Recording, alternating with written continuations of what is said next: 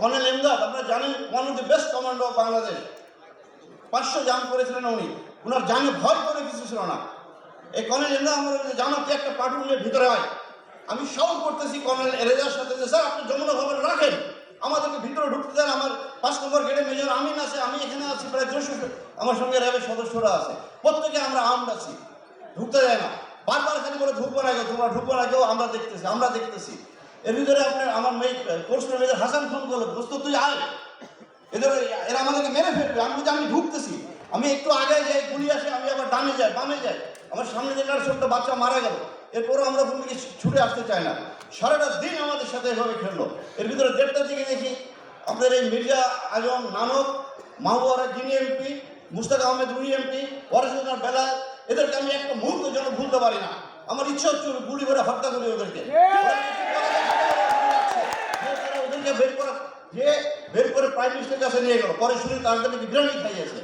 রাত্রি 8টা থেকে 9টার দিকে আপনার যে ঘটনা ঘটলো, হঠাৎ দেখি আপনার মির্জা আজমকে নিয়ে ভিতরে ঢুকলো সাহারা খাতুন।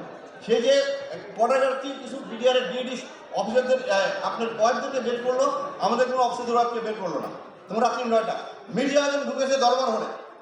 আমার কাছে তখন মেজর মনির উপরে বেঁচেছিল আপনার সিলিংয়ের ভিতরে।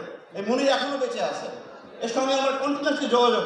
আমার সে মেসেজ পাঠাচ্ছে, আমি মনির তুমি যেভাবে থাকো বেঁচে থাকো, তুমি ইয়ে করো না, কথা বলো না। বলে সে মেসেজ দিতে স্যার মির্জা আজম ভিতরে ঢুকে উল্লাস করছিল, যে বলে যাচ্ছে সে কর্নেল গুলজারের লাশ খুঁজছিল, গুলজারকে মারা উচিত কিনা সে দেখতেছে, যে দেখে খুশি হয়েছে সে। কারণ এই কর্নেল গুলজার আমরা প্রায় 200-র ঊর্ধ্বে জেএমবিকে গ্রেপ্তার করি। আমি সেই 2005, 6, 7, 8 সালে র্যাবের সিও ছিলাম। আমরা ওই শাহেক আব্দুর রহমান কর্নেল গুলজার গ্রেপ্তার করি। পরে সেই ওখান থেকে বের হয়ে আসে। আমি যখন রাত্রি প্রায় 10টার দিকে যখন দ্বিতীয় দিন 26 তারিখে ভিতরে ঢোকার চেষ্টা করতেছিলাম, ঢুকতে দেয় না।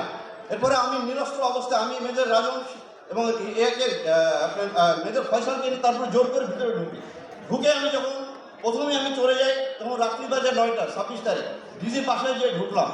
ঢুকে দেখি রক্তাক্ত সব জায়গায়, পিন ক্রপ সাইলেন্স। তো আমি ভিতরে দোতলায় ঢুকে যখন ডিজির বেডরুমে ঢুকতে যাম, আমার পায়ের সঙ্গে একটা লাশ লাগলো। আমি ধরে নিয়েছিলাম হয়তো ডিজির ওয়াইফ বা কে বল, পরে দেখি এটা কর্নেল দেলোয়ার।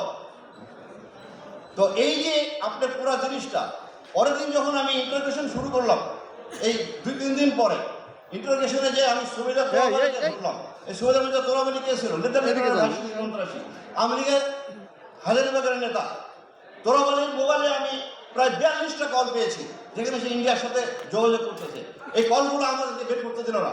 আমি কাজলকে ধরলাম, কাজলের মোবাইল কম্পিউটারে আমি পেয়েছি পুরো নকশা কিলিংয়ের।